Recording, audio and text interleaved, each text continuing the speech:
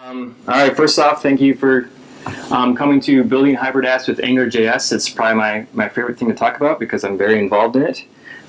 Just a little bit of background about myself. Adam Bradley, I'm a co-creator of Ionic framework. I'm also, excuse me, an Angular material design team member. I work for a Drifty company out of Madison, Wisconsin. I tweet a lot about codes and things like that. And also, if you want to follow what I'm up to, my GitHub is Adam D. Bradley, along with my Twitter. We'll quickly go over the native versus hybrid apps. I'm not going to probably dwell too much on that. Just kind of briefly go over that. An intro to Ionic, the different UI components which Ionic has, and then also the Ionic command line tool, and then do some live coding. Hopefully it goes well. All right, so you want to build a native application. It is often the question, and then you have to ask yourself, do you want a responsive website? Do you want a M.dot website, or do you want a native application? And in the case of Ionic, we're targeting directly native applications, not specifically a responsive website or a M.dot website. So when it comes down to native, you have the downsides of having to have proficiency in each platform required. You have the entirely separate code bases, timely and expensive to develop, all these things which is talked about a lot in the hybrid app development community, but we'll just kind of get right to Ionic or farther down the road. And again, more platforms, more problems. As you JavaScript developers know, you'd rather be developing once rather than creating the exact same app in completely different code bases. So the alternative, as you can imagine, is Apache Cordova, which is Apache Cordova builds hybrid applications using HTML5 and acts like native. Often you're probably more familiar with the term Phonegap. Phonegap is actually the original open source project which started in 2009. It was later purchased by Adobe in 2011. At that point they took the open source project, donated it to Apache, and then renamed it to Cordova. So it's often confusing what's the difference between Phonegap and Cordova. Cordova is really kind of what you're more concerned about at the moment, whereas Adobe Phonegap is the commercialized product which they also wrap Cordova and do the same thing. So usually you can use the names interchangeably, but there is a slight difference. So Cordova wraps the web in a native layer. It has direct access to native APIs, but it does provide you that familiar web development experience which you already are familiar with, and you're able to then develop a single code base based off the web platform you probably already are very experienced in. But then this often comes up, you know. Mark Zuckerberg, I cringe whenever I see this, or this topic comes up to me. It's like, we made a big mistake going on in HTML5, but we should not have done that, right? So that's a common thing that gets brought up, and usually my response is, well, are you building a Facebook app? Is it a multi-million-dollar project? Do you have a large team of experienced native developers? And does your billion-dollar revenue for this publicly traded company depend on this app? If you can answer yes to all those, I would probably agree that maybe you should go native. But that's kind of very few cases that I think that's true. And even still, when this came out in 2012 and when they were developing it in 2011, the phones that was in everyone's pocket at that time was much different than what it is today. Yeah. Yeah, I come across this all the time. And not only that, but every time there's any decision made, people are like, well, what did Facebook do? We'll just do that or whatever. You're not Facebook. Right. You get billions of dollars from the government to spy on people. Right? You don't have that. It depends on what you're building, obviously, right? And also, if you're building a 3D game, probably stick with native. But for the rest of us, you know, there's Walmart, Amazon, eBay, things like that. Probably stick with native. But when you look at how many apps are in the App Store, you compare that ratio of who should be native and who could be hybrid, that number is way off. So I hope you see where I'm going with this, is not everyone has the resources to build a native application. And also, like I was saying, it's not as black and white as it was 2012, 2011, whereas now the phones have drastically improved. And it's often brought up, hybrid apps are just slow. But what I'm saying is that everything is changing. So like, here's just one device that you're familiar with. The iPhone started in 2007. If you look at the stats that it had compared to the stats that the iPhone 5S has now, it's drastically improved. But a lot of these opinions formed of hybrid applications were formed in 2009, 2010, of just like, it's just way too slow, it can't do that stuff. And the best part is that these phones are not slowing down whatsoever. This is iPhone 6 is going to be coming out in the next couple of months, and I can't imagine it's going to be slower. And also another thing that needs to be brought up more is that the web standards have drastically changed in the last 3 years. When you go to caniuse.com, you'll see that actually a lot of the stuff that you'd like to have, those niceties, are now there. We're talking about WebGL and web components, things like that. Yeah, that's still in the future. But as far as query selector, animations, transitions, things like that, which can make your app fast, are now in the common man's phone. And also, the biggest win has been that Android now uses a Chromium-based web view, where traditionally they had their own Android browser, which is kind of like the IE6 of mobile development. And but now, since Android 4.4, they use Chromium-based, which is basically Chrome 30 inside 4.4. And then in iOS, they always have their devices that are kept up to date. It's been a long-standing thing that iOS prides themselves on. And you can see directly in this graph that when iOS 7 was released back in last September, how quickly the trend, all the device users upgraded to 7. Just within a couple of hours, you had 20%. Within like 2 days, you had 60%, and now, not even a year later, you got 93% of the people using iPhones have iOS 7, which basically means it's the latest and greatest operating system, and this trend is only going to continue. And the same thing for Android. Android has long been, it's fragmented, it's horrible, Android 2.3 just stays on the phones, and Samsung and HTC doesn't update it. That was the case, and I have not been a fan of Android in the past, but they have finally turned it around, and you can look at this graph, and just this year, how fast they've been able to kind of solve the fragmentation issue. And the big win is, you notice KitKat 4.4, where that one is climbing drastically, and that's the one where it's Chrome-based web view. So then the question comes down to native SDKs. I was just preaching about how we don't want to do native SDKs and we should go hybrid, but now all of a sudden I'm saying, native SDKs are actually pretty great. They've got a common UI, they've got a great way to handle the views, the navigation, the history stack, how to transition between the different views, and then all the gesture handling. So all this stuff is built in. So let me show you a quick example here. I'll fire up Xcode, create a project, and let's do a tabbed application. Tabbed app. Save it to my desktop.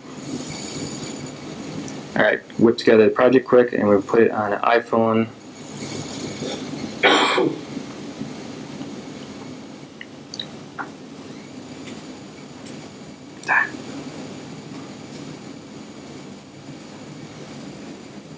Cool.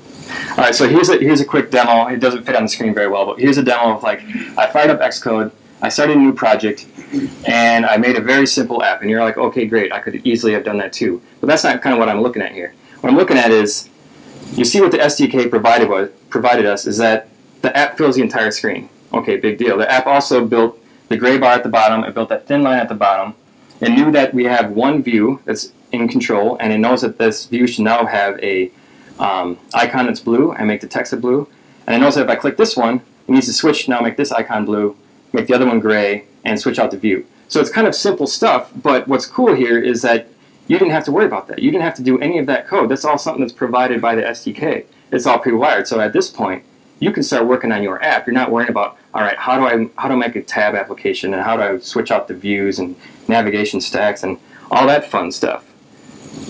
And then if you look at what it's providing, look through their code. This is kind of ridiculous stuff. I mean, this is all stuff I want no part of. I just want to build my app. Notice here the tab bar, right? ObjectiveC, and I don't know about you guys, but I'm not a huge ObjectiveC. I have a lot of knowledge that I could build a really great app in that. So what I'm getting at here is that SDKs are awesome, right? But the web doesn't have one. Right? So now I just convinced you that Cordova is great. Yeah, all right, I know JavaScript, I know HTML, CSS, things like that. Let's build a Cordova app. Cool. So what SDK should I use? Oh, there's no such thing. It's at that point that we had this realization, last year of you have things jQuery Mobile and Twitter Bootstrap and all these different ones, but none of them really are targeted directly towards building a native application using the common tool sets that you already know. And so it's basically how I like to label it. It's the Wild West for hybrid apps. It's like, you've been convinced you want to do a hybrid app. It's like, yes, I know JavaScript. But now you have to figure out, okay, I have to do this CSS to fill the screen, and when you click this link, let's do an event handler on that. It has a transition. This is all stuff that you're spending your hours on when you should be working on your app. And that's kind of where Ionic comes in, is that we're providing these rich native-style UI components and interactions for you. Hence Ionic. Hello. So again, we're strictly based on just HTML, CSS, JavaScript. And one part that I'm very proud of with this project is it is web-based technologies. It's nothing new that we're introducing. There's no other little hacks that you have to learn, no other new language you have to learn. Because if you've built a web page before, you can build an Ionic app. You can have your app in the App Store that day. Well, pending them approving it. And just in general, the web platform is huge in its structure. And I don't think, we're in this industry where we can easily say, oh, the standards are slow, IE6 is horrible, IE8 is horrible. We can talk a lot about stuff, but stepping back a little bit, if you look at the platform, it's actually quite a remarkable system. You've got HTML, CSS, JavaScript, all separations of concerns, and this is why I think that the web has taken off the way it has. It's easy to create your structure, your markup using HTML. And then next you have your presentation layer, all CSS, and then you have your JavaScript layer, all behaviors, interactions, things like that. And each one of those kind of has a different department, a different brain set, a different group of people that can contribute to the web platform to make it better and better and better. And then the question comes down to, all right, so we got to do a lot of JavaScript for this platform. We decided to pick the one that we thought would probably work best with that. And I'm sure you can imagine that this graph helped us decide that. Angular.js is already a proven great application or great framework to build applications. I'm not dogging the other ones whatsoever, but Angular is being widely adopted. And you can look at this Google trend over just the last 2 years, 3 years of how much interest is out there in that. And where we really saw the difference is that enterprise is now starting to use Angular.js. And I'm sure some of you guys are part of that community where you're having to talk your boss into which one you should use. And again, Angular.js is starting to become more and more prevalent in that area. It's not just a hipster framework that's new and shiny anymore. It's actually something that can build some awesome applications. And so when we went out to build Ionic, it kind of had that same thought process. Like, we don't want to just build a CSS framework that has a couple click handlers and be able to drag the toggle and things like that. We want to actually enable developers to build some high-end, high-quality applications using something that's already established that you can tutorial or Google about and find great tutorials already about how Angular.js works. Basically, we're not reinventing the wheel. We don't have an Ionic way to request a resource or Ionic way to do different transitions, things like that. We're reusing what Angular has already provided and many of us are huge fans of. But at the same time, we're using their layers of, or using their directives and services to then abstract away a lot of the stuff you don't want to worry about. So how I was showing you that tab example, there's a lot of that code that was wiring up the tabs and the click events and what it's supposed to do when it switches, things like that. You can look through that, you can understand that if you want, or we could just start building our app. Kind of the same concept with our directives is we make it easy for you to make that tab and be able to switch between the different tabs, things like that. And you're more than welcome to modify that, make your own directive out of that, but you probably just want to focus on your app. And so that's why a lot of our SDKs and the way the API is built is to be completely native focused. It's not built to be a desktop application that when you shrink it down, we kind of change the media queries and kind of cram it into a smaller area. That's not where we started. We started first at the Cordova layer, and Cordova, since day one, the goal was to put it into that application. And also performance obsessed, go on this little spiel of using hardware accelerated animations, minimal DOM manipulation, and also we removed the 300 millisecond delay. Just to show of hands, are you guys familiar with the 300 millisecond delay in the mobile? Okay. Is anyone not familiar? Okay, so traditionally with cell phones or devices that have a touch device, if you are viewing a web page and you double click a certain web page in an area, you can zoom into that area. And that's a feature of a touch device. Whereas if you click a link, you have to wait 300 milliseconds for you to go to that next page. And that's basically on purpose so that the browser knows, like, okay, was he double clicking this one link, or was he actually clicking the link and wanted to go to it? And so introduced with iPhone was that when you click that link, it's going to wait 300 milliseconds, like, oh, he's not double clicking. Okay, let's go to this link he wants to go to, and then it transitions. And that reason alone is why I blame a lot of the haters of hybrid app development and mobile app development of saying that it's too slow, because a lot of people don't realize that it's purposely putting that's a long time to wait in your interaction. When you click a link and you expect something to happen, but you're waiting 300 milliseconds. And so as people build these apps, you're like, oh, it's just slow. Phones just take forever for it to do its stuff. But that's not the case. It's actually that touch event touch start, touch end happened immediately. And so that's one thing that we've added into Ionic, is to remove that 300 millisecond delay. And people will tell us, wow, Ionic's really snappy, it goes really fast. And we're kind of like, oh, it's, yeah, okay, we take credit for it. But a lot of it has to just, we remove that 300 millisecond delay, and the phone is still just being itself. And also with Ionic, it's just plain old CSS. It's a web page with HTML, CSS, things like that. It's a standalone CSS file. We've actually have competitors that have used our CSS in their projects, which is like, okay, whatever, that's cool. It's an honor, but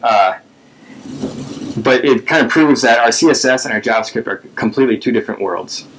You can customize all you want, and I can just kind of go through a few of our docs here. And you can see we come, just like with Twitter Bootstrap, all sorts of different UI components and things like that. And you'll find that they're not very interesting because it's just HTML and CSS, and we're at a JavaScript conference. So I won't dwell on it too much, but do realize that not everything needs to be styled with JavaScript. That there is a thing called CSS which does a great job at styling your application. So, and also, like, if you look at like this select event here, this is still just raw HTML, CSS. There's nothing fancy about it. Same with our radio buttons. There's no JavaScript hooked up to that. Our checkboxes, toggles, everything. These are not directives yet because they don't need to be. And that's kind of been our belief since day one, is if CSS can handle it, then absolutely make CSS do it, and keep JavaScript worrying about things it should be worrying about.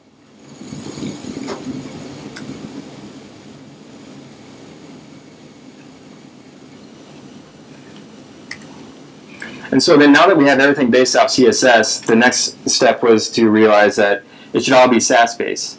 Are most people familiar with Sass? Okay, cool. So you realize that the huge benefits in Sass, and especially when you're building a large project, of how you can separate out the files, all the cool things you can do with variables, mix-ins, and such like that, extending different properties. So the very core of Ionic is built directly with Sass, and just about everything is a variable, which can be overridden easily, and I can go into that more when we start demoing. And also with the package comes Ionicons, which has 600 free MIT licensed font icons, which work right out of the box. You don't need to install anything. There's no dependencies. You just add the Ion CSS class, and it just works. So here's the Ionicons website. Let's say that we want a globe, different globes that are available. Click that globe. There you are. So it's as easy as that. It's already in Ionic. It's already free to use. You don't need to worry about paying for another font icon system. So can you use Phonegap? You can, absolutely. So that's also, we made sure that it doesn't require that directly. So Phonegap, people do use that also. So so absolutely, use whatever you'd like. We don't want to lock you into one specific font. And then the question also often comes of, okay, so you talked a lot about, you use a lot of words of Cordova, Native, Angular, blah, blah, blah. Okay, how does it all come together? And this is kind of just a quick representation of showing how you've got the native layer first. The native layer hosts these different applications. When you build your application, you're building with Cordova, which is basically a glorified browser. Each of the native SDKs has a thing called a web view. So web view is essentially a browser, but without all the Chrome. So when you think of like Safari or Chrome or Firefox, any one of those that's on your phone, those use a web view in the center, and then they provide, that application also provides the URL bar, the back button, things like that. What Cordova does instead is also provides this web view, but removes a lot of that stuff, and then gives you direct access to the phone, such as GPS, Bluetooth, the camera, things like that. So it's kind of the browser with no limits, you know. So when you build your own application, you can pretty much do anything you wanted to do in native, except now you're using JavaScript and various plugins. And then Ionic sits on top of Angular to make things easier, and then that's where your app comes in. And so far we've been very thrilled with Ionic's adoption. Right now it's at 8,400 GitHub stars. It's in the top 80 most starred GitHub repos. It's consistently the top 10 trending JavaScript GitHub repo. 1,000 downloads a day for a command line tool. Averaging, through our command line tool, we know that 120,000 people have started apps. And this is all in a short period of time. It was released in, our alpha was actually released in November 2013, and that was all kind of by accident.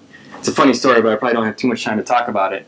But essentially, it got into GitHub or on Hacker News without us knowing, until we show up one day and see a project that we're not even close to completing happens to be on the front page of Hacker News for the entire day. So that was the big motivation for us to continue with it, and seeing like how much the community was really liked what we were working on. So then the beta came out in March 2014, and our release candidate is scheduled to come out in September here shortly. Okay, so I've talked all about HTML, JavaScript, or HTML, CSS. This is the JavaScript conference. You're bored to death with this stuff. This is just one last example of, this is a div, simple divs with items, things like that, and to show how simple it is to create something that doesn't require JavaScript. Now on to kind of the more cool stuff. All right, so here is an Ion list directive. And this is something we have baked into Ionic that's using Angular's directive service, or directives system. And on the left here, you'll see what I provided in scope, the items, which provided a list of items, and it built it out. So that was all the code that was required to do this. But then what comes with it, being that it's an Ion item, an Ion list, is that you can also easily do a lot of these interactions. Where let's say we want to delete out these things, which is a common interaction seen in native, or you want to reorder something, quickly drag and drop. The order is done, and then like let's say we want swipe to open. You know, so it's all wired up to what you want to do, and these are all hooks, or not hooks, but attributes and directives of, you know, on click or on swipe, on update. You can give it the different buttons that you want. You can style the different buttons how you want. And this is all in the Angular world, so it makes it extremely easy, extremely powerful to build a really rich interface. And the next one that we're immensely proud of is the collection repeat. You often hear like other frameworks are able to, you know, build out 20,000 DOM elements in 20 milliseconds or something like that, whereas Angular is like, oh my god, it takes Angular 500 milliseconds to do the same thing. And I always find that kind of a silly benchmark, because why are you putting 20,000 DOM elements in your web page? You know, it's like, I've never understood that, but hey, it can do that in 20 milliseconds, cool. But we kind of take a different approach of, we only render the ones that are visible. So in this case, I have a JavaScript array with 3,000 items in it, 3,000 names and pictures inside this one JavaScript array. And if you look through here, if you look at the scroll bar in this iframe, I'm barely getting down to the bottom. And granted, this is an iframe inside of a laptop Chrome, so the performance is going to be pretty good right now. But when you try this on your phone, it's actually pretty impressive of how smooth this is, where you wouldn't normally expect 3,000 items to be able to be scrolled through that easily. So definitely, that's if you ever have a large list, this is the way to go. As we already know the height of each item, we know which ones should be showing, and when it gets out of view, we then do visibility hidden so that it gets out of memory, and we can just keep scrolling like crazy. All right, so the next thing is our navigation system. So you look at page 2, let's go to page 2, page 3, go back, go back. Nothing too impressive there. Right, that's just Angular UI router. So the back end of Ionic uses Angular UI router, which is a popular project outside of Angular's core project, just because ng-route just wasn't doing kind of what we wanted to do. And as you guys probably know, Angular UI router is kind of the way to go for various things. But Angular 2 should be taking care of that, and we've had many discussions with them regarding the improvements that we can make in that area. But it's kind of to show you how this simple directive is handling all this transition stuff for you. You'll notice that as I go to page 2, page 3, the transitions are actually going in the correct direction of your navigation. Pretty simple to look at, but that's also something that you don't have to program. It's taken care of for you.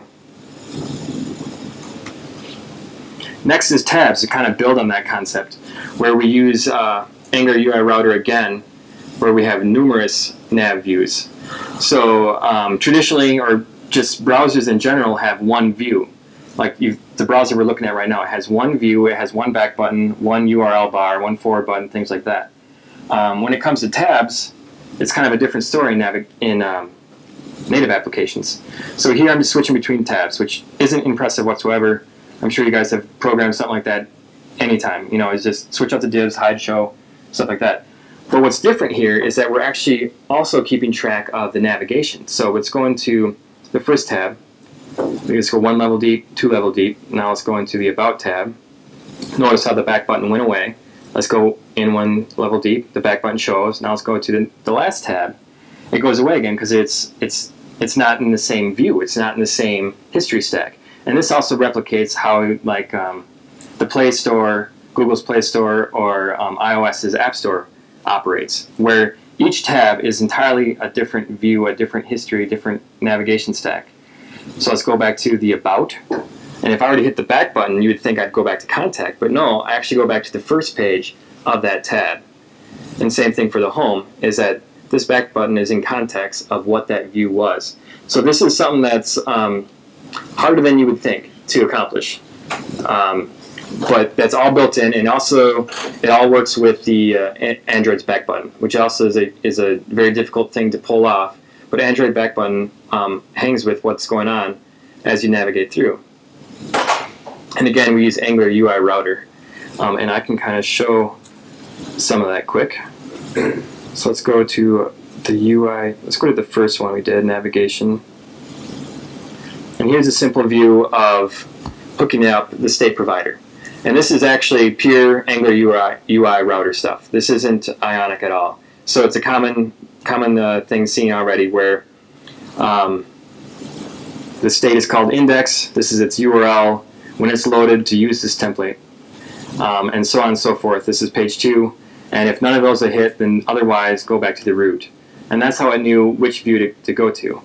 And then if we look at the tabs, which gets a little bit more complicated, it uses more of an abstract concept, where the first level, like the tabs view in general, that's not actually, it's a view, but it's not one that's containing other things. I'm sorry, I take that back. It's a view that contains many views, but the view itself is not its own view. It's hard to explain, but that's where abstract views come into. So you would go to just /tab, which is actually, you would end up at /tab/home, which is a child of it. And that's kind of how each of these guys are hooked up. And then again, what's great about this is how each one has its own navigation stack. So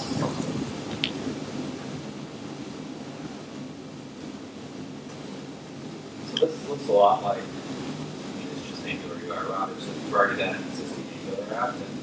Copy paste. Yeah, absolutely. Yeah, and that's we definitely do not want to reinvent any wheels here. We're not trying to make an Ionic router, make an Ionic way that scope variables and templating, things like that, how to request. Everything is standing on the shoulders of Angular.js, because it's already a great application that few people realize. 14 full-time Google employees are dedicated to improving this open source project. And their motive is not so that you and I can use it, but their motive is because they use it internally for hundreds of internal Google apps. And so often when people say, well, which one's got staying power, I confidently say Angular.js does, because they're heavily invested in it, and they have a purpose for making it better. You know, it makes their large organization build applications faster. So that was another, immediate reason of why we chose Angular.js over all the other ones. Okay, so here's another one, side menu. You've got your parent side menus directive. Inside it, this is the content. So this is like the center part we're viewing right now. And then this has got its own history or navigation stack. And then you got your left menu, which I'll show you in a second here. So that shows up right here. And I could easily have a right menu by just adding another directive down here. But you'll see how easy it is just to program that. And then any one of these links, go to the next page. So let's see here. Radio button, and let's check in. So that just shows how fast it was, how Angular's magic is already in place to do these sort of things, and how you can just get right to it. The next is slidebox. This is commonly seen on native, where you can switch between the different views. It's somewhat common in desktops also, but we made it fairly simple by just simply wrapping it in the Ion slide box, and then you can have other directives added to it, such as on slide change, do this scope function, scope method, things like that.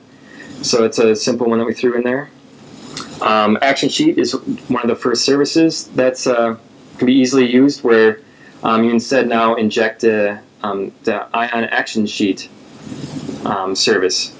And here you can see I've got it wired up to the button that you click the button, it then goes through the different buttons or things I've assigned to it. So here you can customize it. This is my example. You can customize whatever you want, have different names, have the buttons do whatever you want them to do, different colors, all that. That's all customizable. And again, it's just as a normal controller, or hooked up to your controller. So let me show you that quick. Action sheet, JS. So here, this is the main controller that we were in.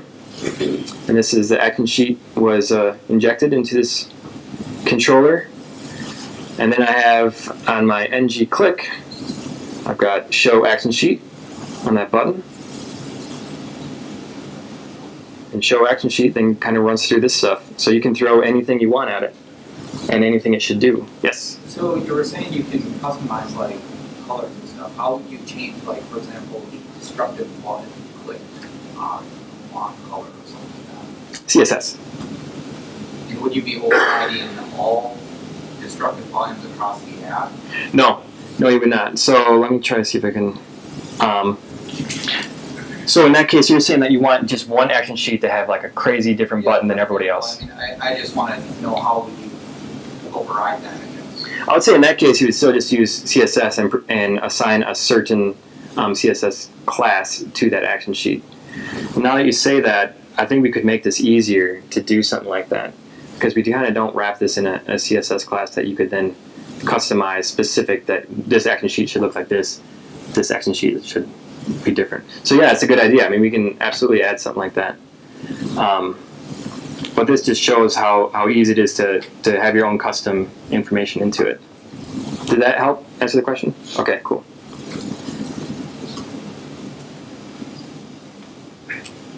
Okay, the next one is popovers. So also commonly seen, this is the iOS version. Something I really haven't hit on yet is that we're adding in many more platform-specific styles, such as Android or Windows or iOS, and not necessarily to mimic exactly how an Android application works, but more of kind of their functionality.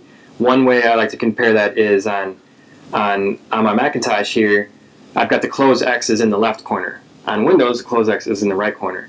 But that doesn't mean that my applications need to all look identical, whether I made one for Mac and made one for Windows. So Photoshop has their different close icons depending on the platform. So things like that is the type of stuff that we're including into the framework, so that it feels more for that platform, but not down to the pixel of mimicking, going through all the work to mimic exactly how the button works or button looks, because that's hard to explain, but that's different than how I feel of functionality versus how it looks, because how it looks is what you want your app to look. The best iOS developers in the world do not strive to make their app look exactly like the App Store. They strive to make it look like their app, like their company's their brand. And that's kind of what we're more focused on, is to allow you to make it your app, not just go through all this work to make it look like you didn't do anything in Xcode, if that makes sense. Yes? So, are you going to go into more detail on that? Sure. So the popover, let's bring this guy up. Popover is similar. So we got our main controller. Let's go to the index page. The main controller surrounding is on the entire body class. Here's the button that we do popover show. and I give it the event to make sure that it attaches itself to the correct button.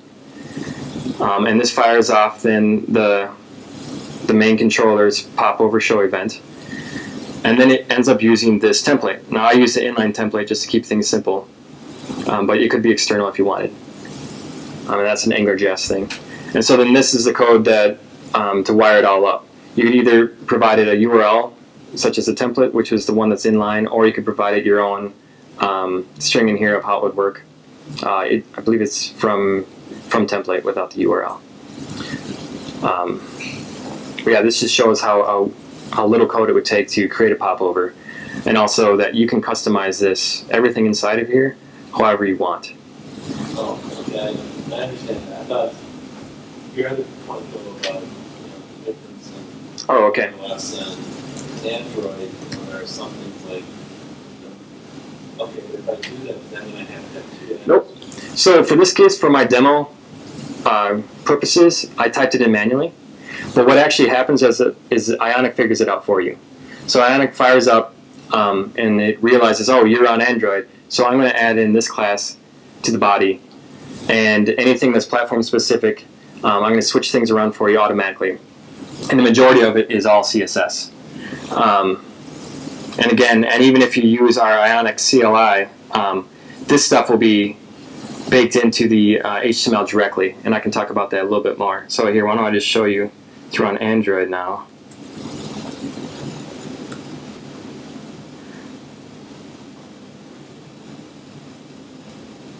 How it's got more of an Android look and feel. Or that's how, that's your way of doing it. They cover the entire icon. And we've got also a base one that you could override too that is kind of similar to iOS or Android because there's not much to it really other than a drop shadow and where to move the margins. But yeah, this kind of shows how it adjusts itself a little bit depending on the platform it's sitting on. So I know with the latest Google I/O they were showing look and feel. Yes. For material design. Material design. Will we have an option that will you know whether you're on a device that has that compared to older Android or? Oh, I see what you're saying. Whereas, like, if you're on Android 4 or this new Android 5, if you'd want to style it, I would actually argue that make a great app. I don't know what else they're going to change. Yeah, I'm actually on the Angular material design team, we followed it in this pop-up is kind of what it does. But I would say I'd be more focused on making your app look great for your brand, and that's kind of, I think people fall into that problem of I want it to look exactly like iOS. I realize this isn't a native application, so let's try to fool everybody and make it look pixel perfect to iOS. And I kind of think that's foolish. It's like, just make a great app, because the Twitter app or a Facebook app, all those different actual native applications, don't waste all their time like, oh, we need to really make this look like an iOS application. They just worry about making it look like Twitter. So I would like to, everyone else at Ionic, we've been trying to relay that conversation of make sure you're making your own brand, your own application, and make it consistent among some. So what about them? I don't know if it's so much sort of the buttons that you would have on the main app, on iOS is at the bottom and Android is at the top. You're saying you're not really necessarily. That's actually one of those that we do switch, that we allow to switch. I don't know if it's automatic or if it's, I forget, because we've been changing that in the last month. But that's one of those things where I feel like if you're an Android user, you're used to the tabs being on top. Just like a Windows user is used to the close being on the right. So that is something that we allow to be adjusted of where you want to place them. So yeah, that's the subtle stuff that we try to incorporate, and is one area that we're trying to get better at and document further of what we're doing. Okay, then Modal is just like the popover, except it kind of does this. So, and this just shows how it's using Angular to then spit back the model that provided. So let's just take a look at that quick.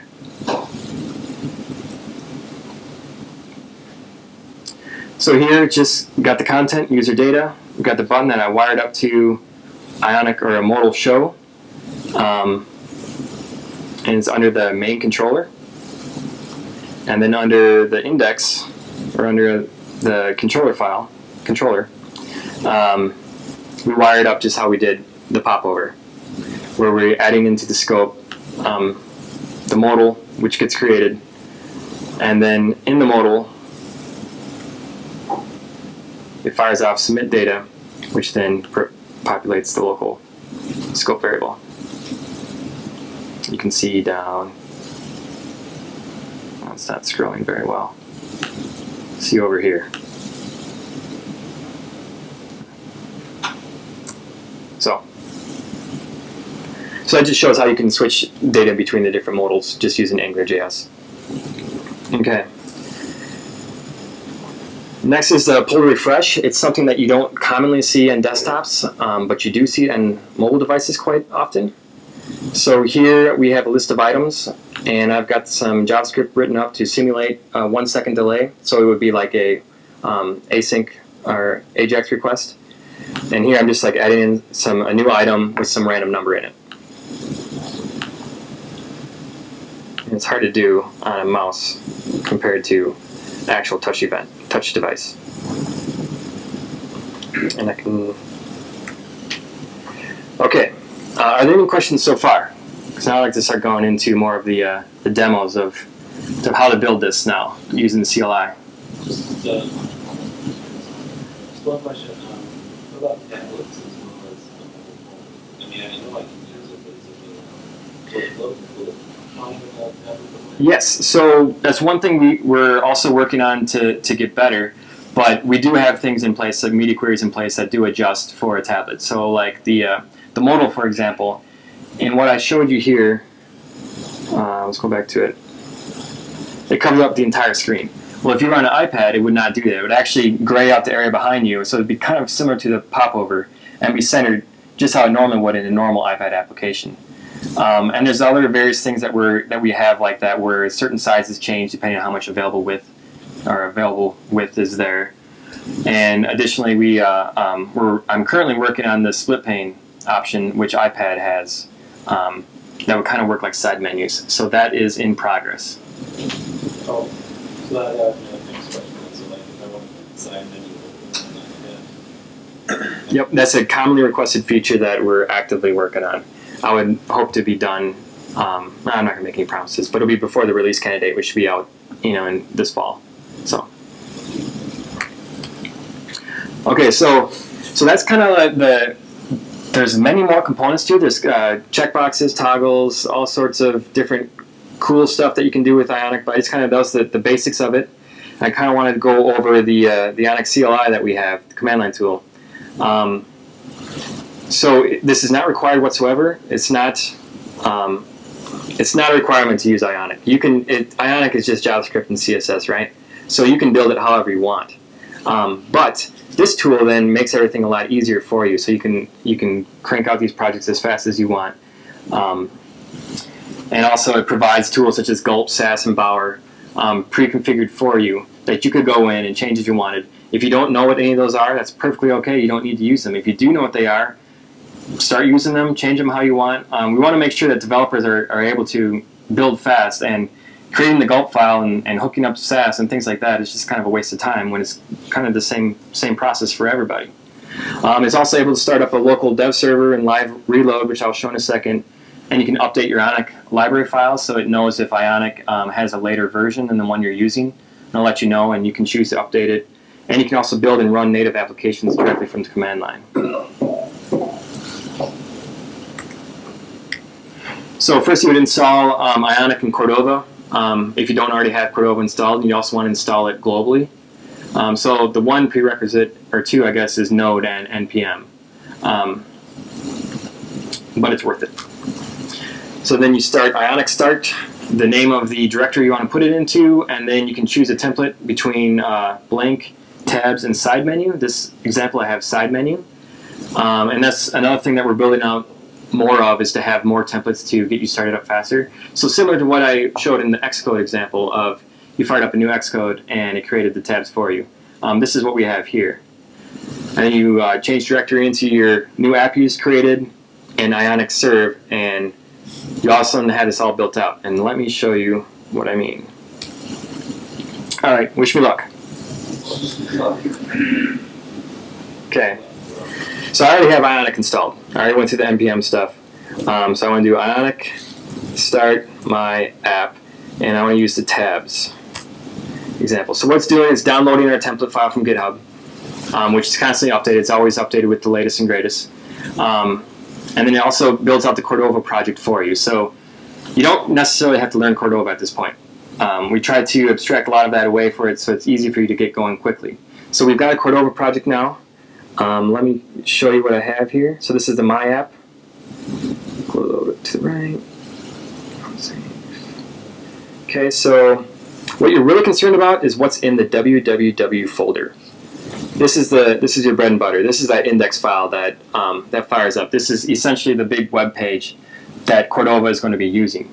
And this is, I would imagine, is not foreign to you. This is HTML with some elements and some script tags inside of it. And you'll see that throughout the code I've gone through great lengths to add a lot of comments throughout the code to help you teach not exactly how Ionic is working, but how Angular works in general. So we do a lot to try to foster being able to learn this stuff even faster. All right, so let's go back to the terminal, and let's do cd into my app. Okay, let's do Ionic serve. See what happens. Okay, so why don't we get out of full screen here.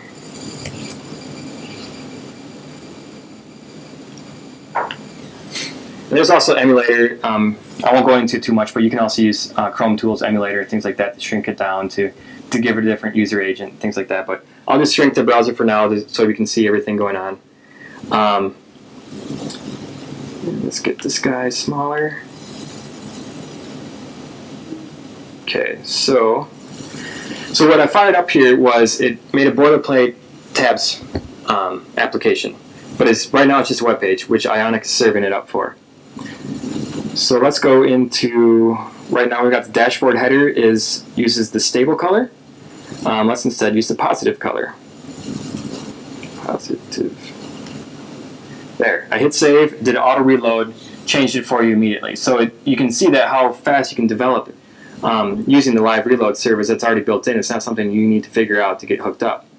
And also on the note about the colors, they're very generic names. We don't name them red and blue and purple, things like that. We name them stable, light, royal, calm, positive. Very generic things where it's kind of something for you, is meant for you to customize. For what does positive mean to your brand? So positive might mean more of a purple, things like that. So the whole color naming system is kind of strange. We don't go with primary, secondary because we feel there's many more than just primary, secondary. So on that note, it's important to customize it to build it to your brand. We don't want a lot of apps that look like Ionic. We want a lot of apps that were built with Ionic is kind of how we see it. So let's do a couple more changes here. So that was the main index file with the header there. So let's change. Let's go into, we're in the dash tab, so let's open up that file. And let's instead do hello Midwest.js. Save. All right, so template files do the auto reload too. Okay, that's cool, but what if I want to actually get doing some really cool stuff with JavaScript? So let's fire up my controller. So this is the dashboard controller. Let's do, I don't know, scope, title. This is from the scope. Semicolon, okay? So nothing changed because I just added the scope variable into there. So now let's get rid of this hard-coded text. There was the title. Cool, so there. This shows that both of them are still in sync. Like as you develop, things are going to be updating quickly. And then next you're going to wonder, like, well, I don't want that blue. I don't want that Ionic blue that you guys have added. I want it to be more of my company's green or something like that. So let's go into the CSS file, which as you can see up here, presentations. See up here is you've got your Ionic CSS, which is in the library folder, the lib folder, and then Ionic inside there. And on that note, I'm sure you guys are well aware, but the library files you should not be touching. That's just leave that alone. Whereas you want to have more of your custom files. I'm sorry, I got distracted for a second there. So library files, don't touch. You might update them, and then you might go to the next version, something like that. Whereas the CSS stuff, that's for you to edit. The styles. So we threw in these default styles here. This one's empty. Let's go with set the H1 to be color red, save, right? Immediately saw that update too, so that was a live reload thing that happened. But I was earlier preaching about how Sass is a great tool, right? So if you want to use CSS, by all means continue to use CSS. If you don't want to use Sass, don't bother using it. But if you do like using Sass, which I highly encourage you to do if you're building a large application, then please install it. You can install using your traditional Ruby setup, or you could just do Ionic setup Sass. It's going to go through, and what it's doing is installing Gulp locally for this project. It's installing Gulp Sass, Gulp Concatenate, Uglify, kind of the common stuff that you would see. And this is all stuff that you can customize from this point forward. So this is what we built in from the beginning, but you're welcome to take it further from here. Or if you don't know what Gulp is, don't worry about it. It just took care of this for you. So let's start up Ion Serve again. Now that we're using Sass, all right, now let's look at this text file again. Notice how this is no longer pointing at the two files. It's rather pointing at the output that Sass put together. And I'll just do one last change here. Show you. This is the. All right, made the change. No changes at all. And remember, we made that positive, so let's now change it to purple. So as you can see, it then trickled down, and your Sass is automatically updating. So we're starting to run out of time. Are there any questions that we have before we wrap this up? Yes. It is actually. This whole thing is hosted on GitHub, and I think it's on the last slide here.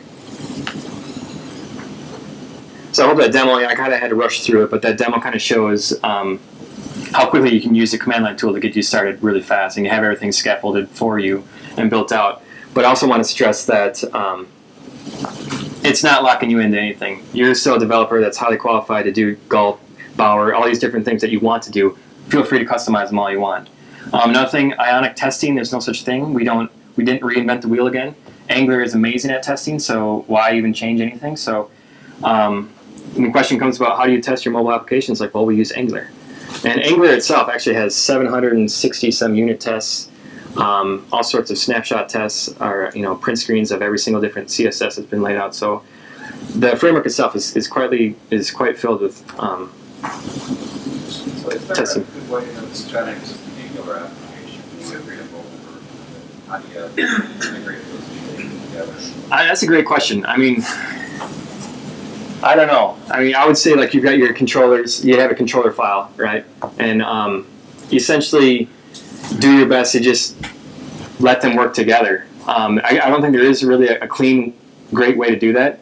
I absolutely would love to figure out a great, clean way to trade the controller file, stuff like that, and they encourage people how to do that. But yeah, this does allow you to share the code, just not cleanly. Yes? I have done it cleanly. So Okay, cool. I'll talk with you afterwards. So we also have a showcase here showing all of our different apps that are already out there. It's kind of cool to go through to see how people, I like to go through it really quick to see how people style their apps and make it their own. Kind of the whole branding talk, the message we've been giving out is make sure you make it your brand. Don't make it an Ionic app. And also it's MIT licensed, just like jQuery, Twitter Bootstrap, things like that. There's no catch. Feel free to use it. Huge repo or huge community surrounded around it. Large active developer forum, IRC. Hit me up on Twitter anytime, any one of us. There's I think 12 of us now working for Drifty, so we love this stuff, and we want to help encourage people to continue to use it. And lastly, just visit ionicframework.com for all the docs, and also we have tutorials, videos, and that's it. So thank you.